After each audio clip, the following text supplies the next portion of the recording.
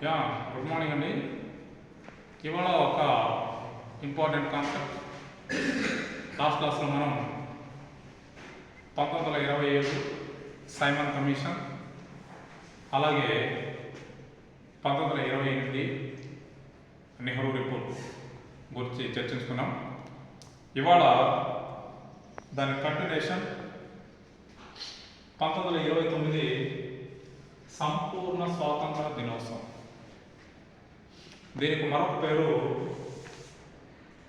లాలా లజపత్ రాయ్ నగర సమావేశం. లాలా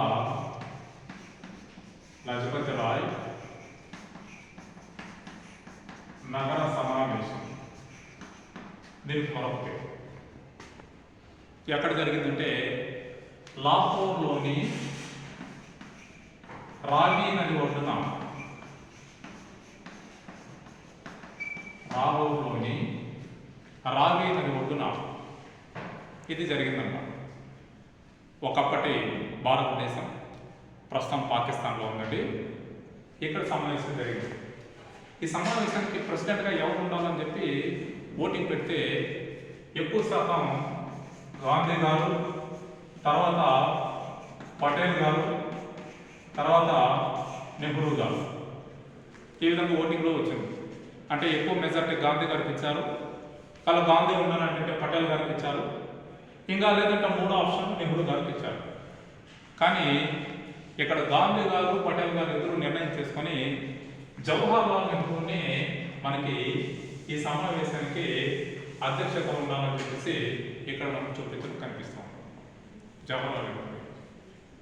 సో అలాంటి సందర్భంలో మనకి ఈ లాహోర్ కాంగ్రెస్ సమావేశానికి లేదా సంపూర్ణ స్వాతంత్ర దినోత్సవానికి జవహర్ లాల్ నెహ్రూ అధ్యక్షత వహించారు.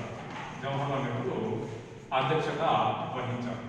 ఈ సమావేశం ఎప్పుడు జరిగిందంటే 31/12/1929 అర్ధరాత్రి, డిసెంబర్ అంటే అర్ధరాత్రి రావి నది ఒడ్డున జాతీయ జెండాను ఎగరేశారు.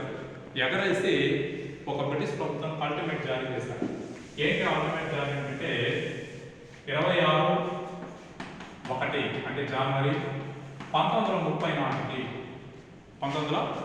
నాటికి మాకు సంపూర్ణ స్వాతంత్రం ప్రకటించాలి అని ఒక అల్టిమేట్ జారీ చేశారు. ఒకవేళ ప్రకటించలేదంటే ఏమి అని అంటే 26/1/1930 నాటికి సంపూర్ణ స్వాతంత్రం ప్రకటించలేదంటే మేము శాసన ఉల్లంఘన ఉద్యమం, శాసన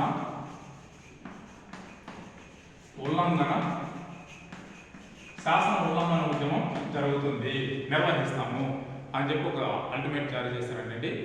ఆ అల్టిమేట్ జారీ చేసిన ప్రకారమే మనకి ప్రతి సంవత్సరము జనవరి 26ని సంపూర్ణ స్వాతంత్రంగా జరుపుకోవడం ఆనవాయితీ అనేది మనకు కనిపిస్తుంటుంది. అందుకని దాన్ని రిపబ్లిక్ డే అని ముందుగా తెలియజేసుకుంటాం.